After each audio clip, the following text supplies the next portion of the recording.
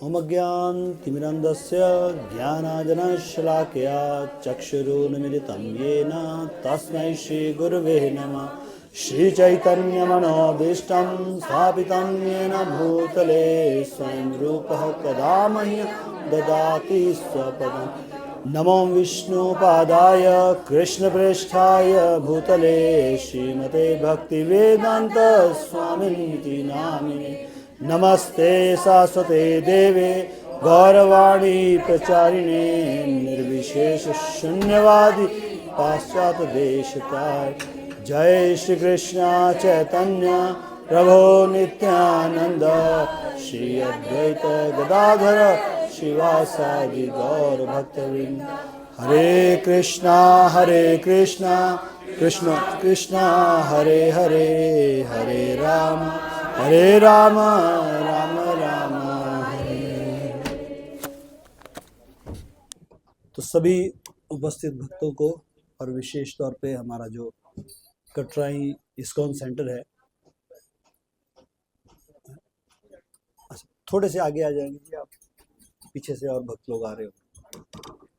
तो मैं कह रहा था कि सभी भक्तों को और विशेष तौर पे हमारा जो कटराई इस्कॉन सेंटर है उसके भक्तों को विशेष तौर पर बहुत मुबारकबाद है, बहुत शुभकामनाएं हैं।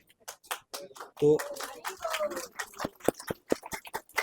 क्योंकि भगवान जो हमारे छोटे वाले उत्सव विग्रह जगन्नाथ बलदेव सुभद्रा प्रभु सुदर्शन आपके पास पधारे हैं। हमें स्मरण है कि सन 2023 है ना, जब पहली रथ यात्रा जब थी 2023 में जुलाई में, आपको याद होगा जुलाई महीने में जगन्नाथ जी हमारे पास पधारे थे यहाँ इस सेंटर में। वो भी बड़ी कथा बड़ी रोचक है कि जगन्नाथ जी कैसे आए हैं। हमने नहीं किसी को ऑर्डर किया, हमने कभी किसी को नहीं बोला, क्योंकि हमारे पास तो दीक्षित भक्तों की भी कमी है, अभी भी बहुत कमी है। शायद अब हिजुलनेस भक्ति आश्रम महाराज जी दीक्षा देंगे तो थोड़े से दीक्षित लोग होंगे, तो दीक्षित ही नहीं है तो ब्राह्मण दीक्षित होना तो और भी दूर की बात है। लेकिन फिर भी भगवान की योजनाएं बड़ी विचित्र होती है। कृष्ण की योजनाएं कोई नहीं जानता है। कैसे कैसे लंदन से जो प्रभु जी है, मैं नाम भूल रहा हूँ उनका, प्रभु जी वो जो डोनेट करते हैं, उन्हें किसी भक्त ने कहा, वृंदावन से कहा जगन्नाथ जी तैयार हो गए। तैयार होने के बाद ये सवाल आया कि भेजने कहाँ को है। तैयार हो गए जगन्नाथपुरी में, वहाँ से तैयार कर दिए जी, भेजने कहाँ को है। तो बाई चांस जो है वो हमने नहीं बोला और भक्ति आश्रय महाराज जी के माध्यम से किसी ने, माखन चोर प्रभु जी थे बीच में, और उनके माध्यम से, महाराज जी के माध्यम से वो हमारे को डिस्पैच कर दिया। जब डिस्पैच कर दिया तब हमको बोला कि जी आपके जगन्नाथ जी जो है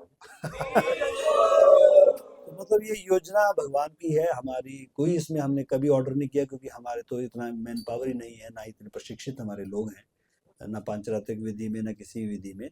लेकिन पहाड़ों के लोग बड़े अच्छे होते हैं ना, पहाड़ों के लोग बहुत अच्छे होते हैं। इसका जो उदाहरण है हमारे यहाँ पूरे हिमाचल प्रदेश में, यहाँ रघुनाथ जी बैठे हैं, मंडी में माधो राय बैठे हैं, चंबा में लक्ष्मी नारायण बैठे हैं। तो उनकी सेवा हम लोग ही करते हैं, मतलब पहाड़ी लोग ही करते हैं। हालांकि पहाड़ी लोग मतलब थोड़ा सा विधि विधान कम जानते हैं एज कम्पेयर टू जो नीचे प्लेन्स के इलाके में, लेकिन फिर भी हृदय उनका बड़ा सुंदर रहता है। तो भगवान वहाँ आते हैं, पहले से आते रहे हैं, और अभी अर्वाचीन यानी वर्तमान में भी आए हैं। और मैं ये मानता हूँ कि हमारे जो, चलो आगे भगवान आगे, फिर आगे तो अब तो बिठाने पड़ेंगे उनके लिए। हम रथ यात्राएं भी करते हैं जितना हम कर सकते हैं, 5-6 यात्राएं जो होती है साल में, वो भी हम करते हैं। लेकिन मैं कटराई के भक्तों को विशेष तौर पे मैं मतलब इनको बहुत इनका आभार भी मानूंगा कि इन्होंने जगन्नाथ जी की बड़ी सुंदर ढंग से सेवा पिछले 1.5 साल में की है। उसी के कारण आज भगवान यहाँ छोटे रूप में, यहाँ उत्सव रूप में यहाँ बैठे हैं। अगर ये नहीं सेवा करते तो नेचुरली फिर भगवान, देखिए जब आपको सेवा का विस्तार मिलता है, आपको ये सेवाएं जब आपके आध्यात्मिक जीवन में बढ़ती है, तो मैंने एक कक्षा में सुना था महाराज जी के श्रीमुख से, उन्होंने कहा था यदि आपको सेवाएं बढ़ रही है तो इसका अर्थ क्या है? इसका अर्थ है कि आप सेवा अच्छी कर रहे हैं, आप सेवा अच्छी कर रहे हैं, इसलिए आपको और सेवा मिल रही है। तो इसलिए अब आपको और सेवा मिल गई है, एक प्लेट आपको और तैयार करनी पड़ेगी है ना। जब आप 3 प्लेटें तैयार करते हैं तो उसमें 1 प्लेट की वृद्धि सुबह शाम की और हो गई है ना, कुंती माता जी।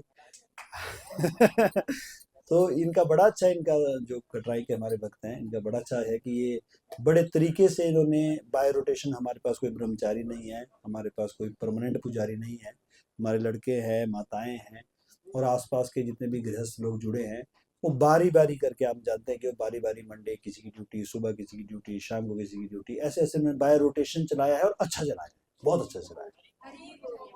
वो थोड़ा सा ये था कि जरूर एक साल में जब जगन्नाथ जी की सेवा पे हम लोग ज़्यादा फोकस हो गए, तो थोड़ा सा हमारा प्रचार कार्य प्रभावित हुआ, क्योंकि हमारा सारा फोकस जगन्नाथ जी की सेवा पे हो गया, तो हम बाहर नहीं जा पाए हमारी टीम। लेकिन उसको अब हमारी जो टीम है ये बदरीकुल वाली, उसने इसके ऊपर भी विजय प्राप्त कर ली है। उन्होंने अब 2 टीमें बनाई है, एक टीम जो है वो बाहर संडे को प्रचार करने बाहर जाती है, और बाकी दूसरी टीम जो यहाँ रह के भगवान की सेवा करती है, पूरा हफ्ता जो है चलता है। तो अब हमारे भक्त लोग सीख रहे हैं, और भगवान जी भगवान जो है अपनी सेवा का विस्तार हमें दे रहे हैं, तो ये बड़ी सुंदर बात है। और इसके अतिरिक्त आप जानते हैं कि भक्ति आश्रय महाराज जी के, उनके सौजन्य से हमारे जो बाकी जो 3 सेंटर हैं, मंडी है, कुल्लू है, और जो पालमपुर है, उसमें भी विग्रहों की जो है, जो ऑर्डर महाराज जी के सौजन्य से, छोटे छोटे विग्रह, उत्सव विग्रह, उनके ऑर्डर जो है वो हो चुके हैं। और अभी 1 हफ्ते बाद जो है उन्होंने हमें ढुलाई ढुलाई बोलते हैं, जब वो जो अष्ट धातु है उसको पिघला कर वो खांचा बना होता है, जिसमें भगवान का पूरा शेप बननी है, और वो खांचा में जो है वो अष्ट धातु डाली जाती है। उसमें सोना चांदी भी थोड़ा थोड़ा रहता है, बाकी तो जो 6 धातुएं जो है वो रहती है, उसमें वो मरकरी भी होता है। तो वो उन्होंने कहा है कि वो हमारे सामने करेंगे, तो हमारे भक्त लोग जो है अभी भी हफ्ते बाद, 1 हफ्ते बाद लगभग जाएंगे, और जो वो 3 विग्रह जो है उनकी जो है वो स्थापना होगी। तो वो जी भी जो स्थापना है वो भी महाराज जी के कर कमलों के माध्यम से होगी। तो मैं ये कह रहा हूँ कि हमारे पास जो है वो सेवाएं बढ़ रही हैं, दिन प्रतिदिन हमारी सेवाएं जो बढ़ रही हैं, और प्रचार कार्य भी बढ़ रहा है। तो ये बहुत ही हमारे लिए सौभाग्य की बात है कि हम अपने जीवन में इस सेवा को बढ़ता हुआ देख रहे हैं, हमारी सेवाएं बढ़ रही है, और साथ ही साथ हमको जो भक्तों का सहयोग है बाहर से भी, जैसे हमारे देखिए पूरी 7 भक्तों की टीम, जिनके कोऑर्डिनेटर हमारे श्रीमान बलराम प्रभु जी हैं, आयु में बहुत छोटे हैं। आपको कहते हैं कि आयु पता कितनी है? कहाँ गए हो? कितनी आयु? 19 साल मुझे, 18 साल, 18 वर्ष है इनकी आयु, है ना? अब इनका वोट भी नहीं बना होगा। और देखो इनके काम, देखो इतने अच्छे हैं इनके, ना शादी के लिए भी रजी। तो बेसिकली आयु का इसमें कोई विधान नहीं है। ये भक्ति का मार्ग है, प्रभुपाद जी का मूवमेंट है, श्रीमंत चैतन्य महाप्रभु का मूवमेंट है। इसमें एक से बढ़कर एक आत्माएं हैं, इसमें एक से बढ़कर एक आत्माएं हैं। और जैसे जैसे हमारी जनरेशन आगे बढ़ेगी, वैसे वैसे कहते हैं, प्रभुपाद जी ने खुद कहा था कि हमारे भक्तों जो है ना, एम्पावर डिवोटीज मतलब शक्ति संपन्न भक्त आएंगे, ऐसे भक्त आएंगे, बहुत छोटी आयु में आपको उनका प्रभाव दिख जाएगा, बहुत छोटी आयु में। तो ये क्योंकि ऐसी मूवमेंट है जिसमें देवलोक से भी लोग उतर के मनुष्य योनि में आते हैं। ये भगवान की विशुद्ध मूवमेंट है, ये बिल्कुल विशुद्ध मूवमेंट है, बिल्कुल शुद्ध मूवमेंट है। हम लोग जो इसके पार्टनर हैं, मतलब हम लोग जो इसमें जो भागीदार हैं, हम लोग जो इसके साधक हैं, हमारा यही कार्य है प्रभु जी माता जी कि हम किस प्रकार शुद्ध चित्त से प्रचार करें और शुद्ध चित्त से साधना करें।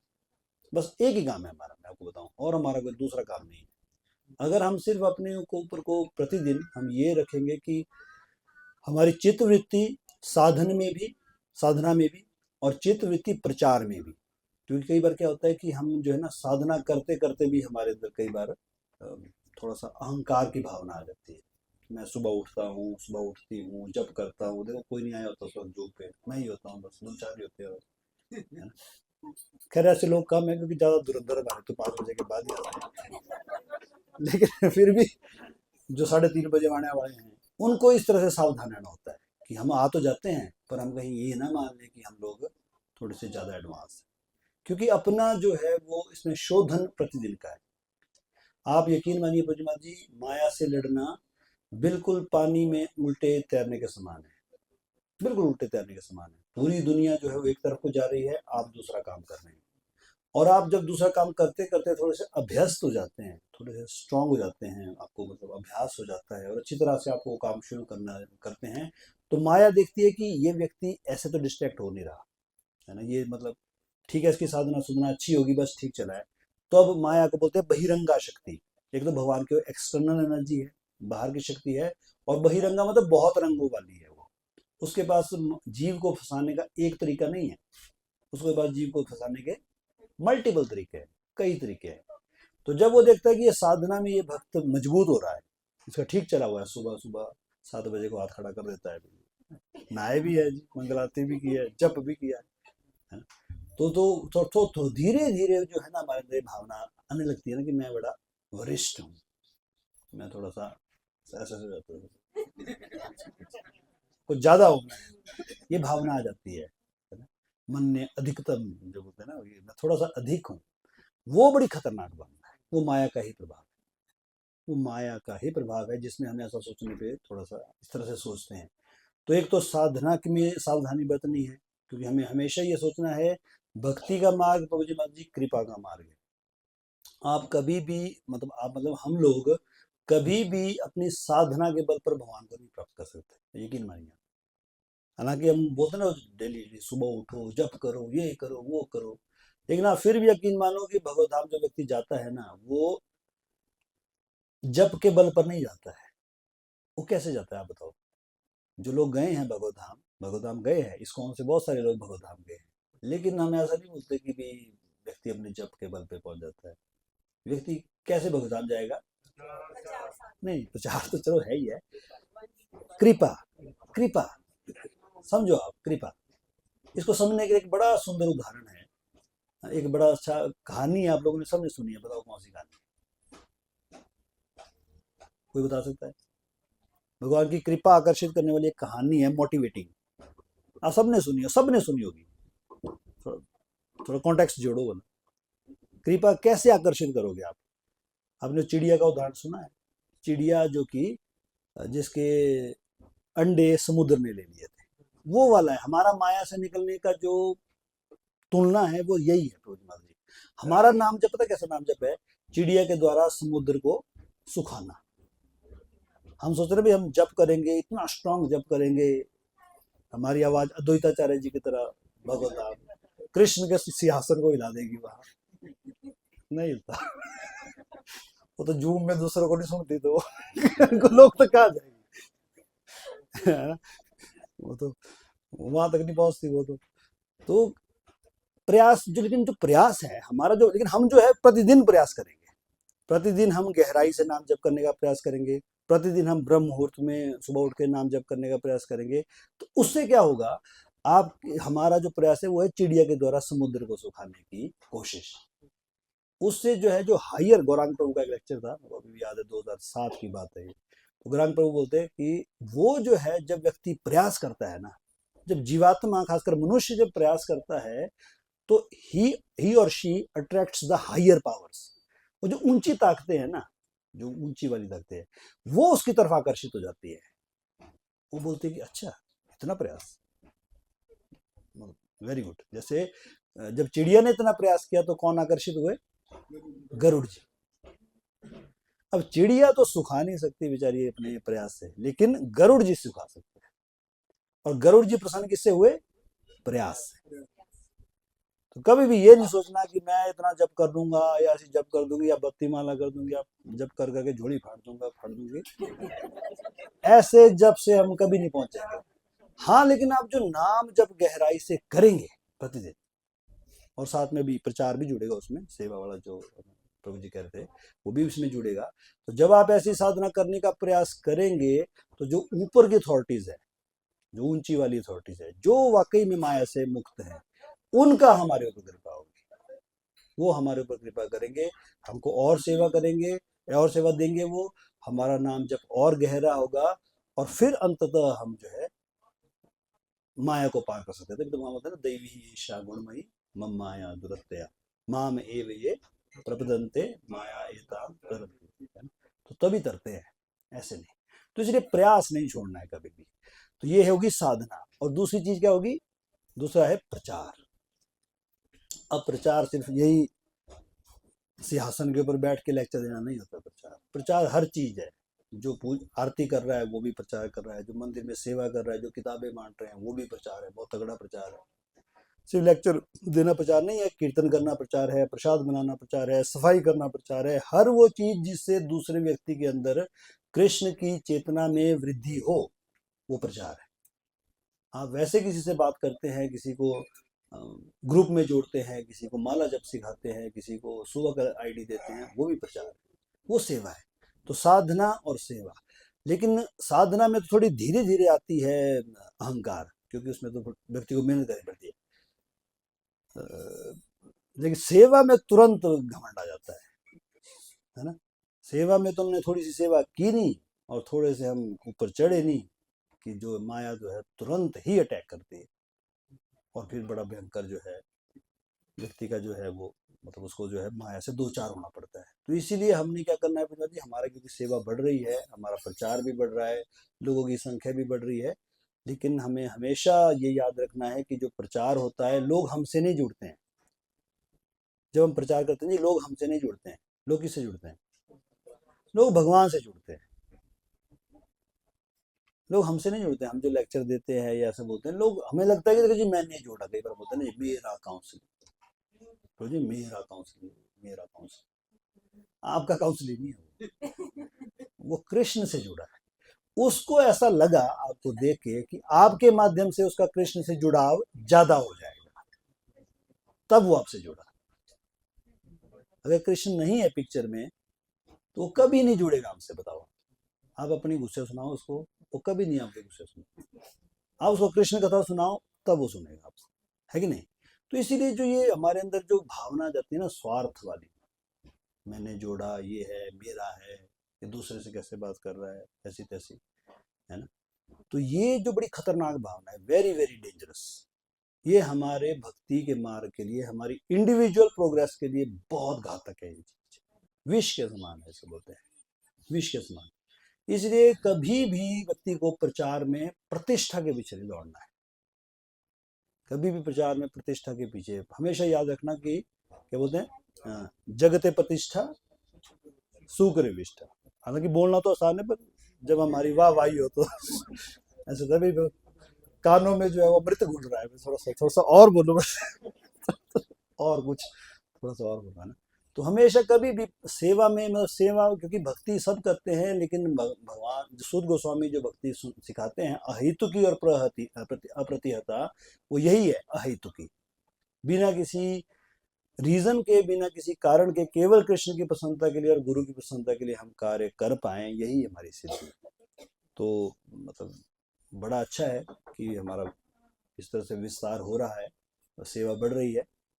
और ये हमारे जो जगन्नाथ जी हैं छोटे वाले, ये उत्सव डिटीज है हमारे, क्योंकि कई बार हमने फंक्शंस में, ये सिर्फ यही नहीं रहेंगे, बाकी सेंटर वाले भी प्रसन्न हो जाएं।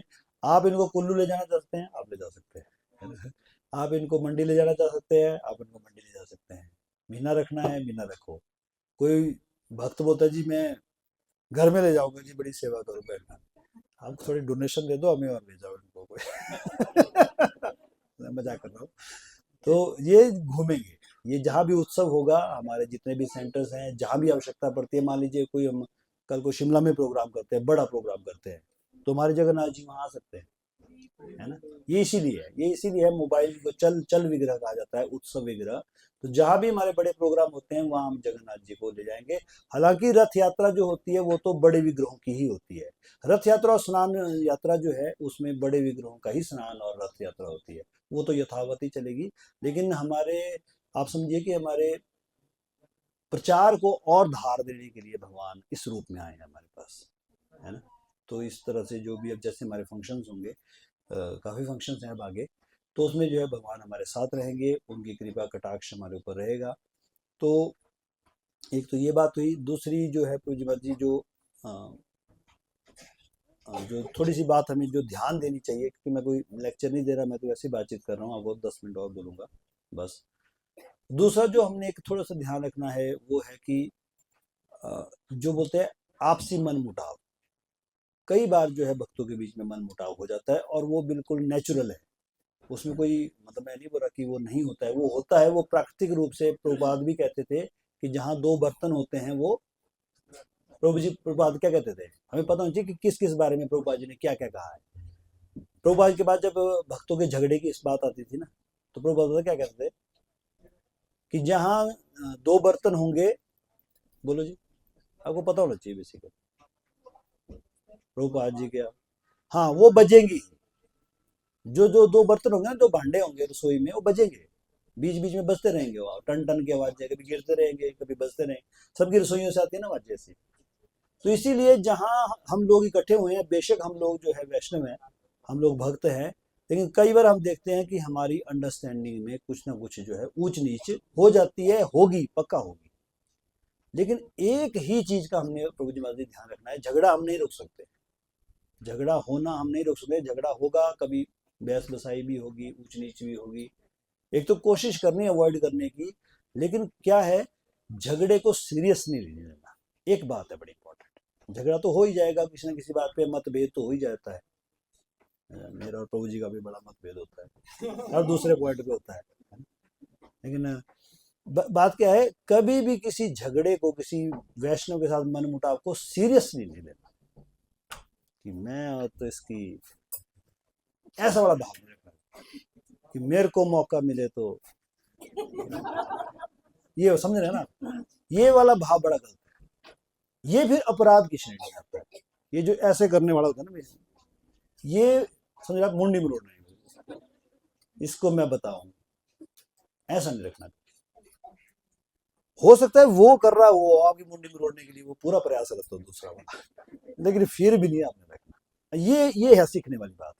हो सकता है जो दूसरा व्यक्ति है, जैसे मान लीजिए कोई नया व्यक्ति आया है, उसको भी इतना नहीं वैष्णव शिष्टाचार या नहीं उसको इतना पता, वो पूरा कोशिश कर रहा है आपको काटने की, लेकिन फिर भी साधु किसको बोलते हैं, साधु उसको बोलते हैं कि वो जो वैमनस्य नहीं रखेगा अपने मन में। ठीक है, उसने कोई चाल चली आपको काटने के लिए, आप उस चाल को काटो।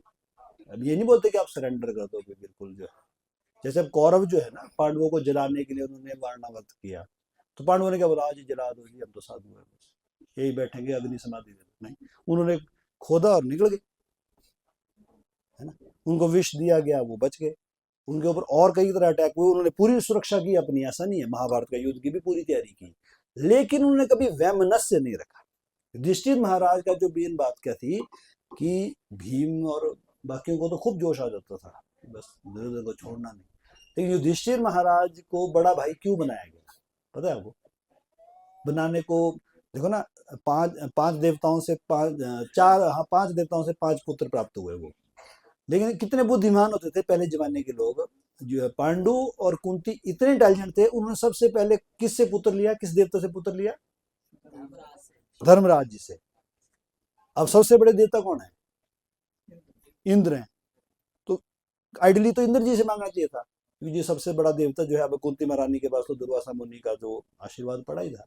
अब वो कोई भी व्यक्ति सोचेगा भी सबसे पहले सबसे बड़े देवता का मांगते हैं, सबसे बड़ा पुत्र सबसे शक्तिशाली होना चाहिए, सबसे बड़ा शूरवीर होना चाहिए, तो इंद्र देवता से मांगा नहीं, उन्होंने सबसे पहले किससे मांगा? क्यों, आप बताओ, रीजन क्या है, क्या कारण है? कारण है इसके लिए, धर्म की स्थापना। नहीं, ठीक है, इसलिए मांगा क्योंकि व्यक्ति जो है ना, जब शक्तिशाली होता है तो व्यक्ति, जो वही बात है कि ना, कि अगर मैं साधना में श्रेष्ठ हो गया, मैं प्रचार में सिद्ध हो गया, तो मेरे अंदर गर्व आ जाता है, उसको धर्म से ही कंट्रोल किया जा सकता है। तो जो निचले जो लोग हैं, निचले जो आएंगे, देवता से आएंगे, जैसे वायु देवता से आएंगे, वायु देवता बड़े स्ट्रांग है, तो जो पुत्र पैदा होगा वो बड़ा ही भयंकर वीर होगा। इंद्र देवता से जो पुत्र प्राप्त होगा वो बड़ा ही शूरवीर होगा, और बाकी भी जो देवताओं से प्राप्त होंगे वो भी बड़े भयंकर शूरवीर होंगे, लेकिन उनको कंट्रोल में रखना बड़ा जरूरी है। और वो कंट्रोल में रहेंगे तब जब सबसे बड़ा जो है ना धर्म का आचरण करने वाला होगा, वरना अगर भीम होते सबसे बड़े तो महाभारत तो शुरू में हो जाना था, इतनी देर नहीं लगनी थी जितनी देर लगी जो 90 साल के थे अर्जुन जब वो युद्ध हुआ, भीम ने तो 20-30 साल में कर के स्यापा खत्म करना था। तो इसीलिए जो वैष्णव होते हैं ना, वैष्णव जो होते हैं उसको बोलते हैं कि वैष्णव वैमनस्य नहीं रखता, वैष्णव हृदय में कभी नहीं रखता। इसमें कहा कि ठीक है, दूसरा आपके ऊपर चाले चल रहा है, कुछ कर रहा है, आप काटो उनको, कोई दिक्कत नहीं है, आप अपना डिफेंस पूरा करो, लेकिन उसके बाद ना, मतलब पाप से घृणा करो, पापी से। ये है समझने वाली बात, ये बड़ी इंपॉर्टेंट बात है। किसी भक्त से हमारा ना वैमनस्य नहीं होना चाहिए, और आपका नहीं होगा वैमनस्य तो आपकी जब सुलह होगी तो 1 मिनट में आपके दिल मिल जाएंगे, 1 मिनट। ये वाला आचरण सीखना ना प्रभु जी महाराज जी बड़ा जरूरी है, मैंडेटरी है। मतलब इसको आप ऐसा समझो ना, अगर आपने भक्ति में रियलिटी में प्रोग्रेस करनी है ना, you have to learn this art. आपको ये आर्ट, जो आर्ट है, ये आर्ट ऑफ माइंड कंट्रोल, ये गुण आपको लाना पड़ेगा अपने अंदर। अगर ये गुण हम नहीं लाएंगे, आप जितना मर्जी जप कर लो, तो बुरा नहीं मानना आपने, आप जितनी मर्जी साधना कर लो, आप जो मर्जी प्रचार कर लो, सेवा कर लो ना, हम उसको फिस कर देंगे। क्योंकि जो वैष्णव अपराध है ना, वो बड़ा डेंजरस होता है। तो साधना, सेवा और तीसरा अपराध, सौहार्द, इन तीन, बस जो हमारा मोटो होता है ना शुरू से, साधना, सेवा, स्वार्थ, इन तीन को आप याद रखोगे, आप कभी इस लाइन में फेल नहीं होंगे। और इन तीनों में आप किसी एक में डाइल्यूशन कर दोगे, प्रभु जी आज उठक जा रहा, आजकल 10 दिन से लेट उठ रहे, नहीं बंक मारते भक्त लोग बीच बीच में, एक दिन आते हैं, एक दिन फिर बंक मारते हैं, एक दिन फिर आते हैं, एक दिन फिर बंक मारते हैं। पिछले कल तो गया था मैं जूम पे, आज का जाना निकल जाता है। तो फिर हमारी साधना ढीली हो जाती है। प्रचार के लिए बोला, घर का है, ये है, वो है, वैसे ही बस घर से ही नहीं निकल रहे बेचारे बाहर, तो सेवा में फिर कमी आ जाएगी। और तीसरा है सौहार्द, साधना सेवा करेंगे भी लेकिन सौहार्द में कमी आ गई तो फिर आप समझो कि फिर सब कुछ किया किराए पे। मतलब आपने अच्छी डिश बनाई बढ़िया, खूब उसमें घी भी डाला, खूब बढ़िया तड़का लगाया, राड़ लगाई, और कोई वो फिर अच्छी सी सब्जी भी धो धा के सब डाली, लास्ट में आपने उसमें रेत डाल दिया। ये है फिर वैष्णव अपराध, इसको बोलते हैं वैष्णव अपराध। बंदा सब कुछ कर लेता है, लास्ट में गुड़ गोबर कर देता है। तो इसीलिए थोड़ा सा इन चीज़ों का हम ध्यान देंगे। बाकी इन चीज़ों को आप अगर बैलेंस बना के चलोगे, आप देखोगे कृष्ण की कृपा प्रत्यक्ष है, श्रीमद चैतन्य महाप्रभु की कृपा प्रत्यक्ष है। आप इसको बड़े इजीली जो है अपने लाइफ में जो है वो आप अनुभव कर सकते हैं। और ये मार्ग इतना सुंदर मार्ग है, इसमें आप भगवान जो है हर चीज में आपकी सहायता करते हैं, हर कदम पर आपकी सहायता करते हैं, है ना। जितनी आपकी, कोई व्यक्ति आपका इतना निकट नहीं हो सकता जितने की कृष्ण, क्योंकि कोई व्यक्ति आपके हृदय में नहीं बैठा है, सिर्फ एक ही व्यक्ति आपके हृदय में बैठा है, उसका नाम है कृष्ण, है ना। वो तो मेरे दिल के बहुत करीब है, दिल के करीब नहीं है, वो तो दिल में ही है, वो तो दिल में ही है ना। चाहे हमारा जितना मर्जी प्रेमी हो, पत्नी हो, पति हो, जो भी हो, हम बोलते हैं ये तो मेरे दिल में बसा है जी, वो ऐसे बसे होते हैं, दिल दाल में नहीं, वो हमारे मन में बसे होते हैं बेसिकली। लेकिन हृदय में कृष्ण निवास करते हैं, तो उन्हीं के साथ हम अपना प्रेम सौहार्द बढ़ाएं, उन्हीं के साथ ये सेवा साधना और ये जो सौहार्द है उन्हीं के लिए है। उनसे हमारी निकटता बढ़े, जैसे जैसे हमारी आयु आगे बढ़े, उनसे हमारा और इंटीमेसी हो, और उनसे, है ना, आपकी बातचीत हो, आप उनके दर्शन करें, आप उनसे प्रेम करें। तो इसी चंद शब्दों के साथ 2 मिनट रहे, बड़ा बड़ा धन्यवाद आपका जी। हरे कृष्ण जी, धन्यवाद।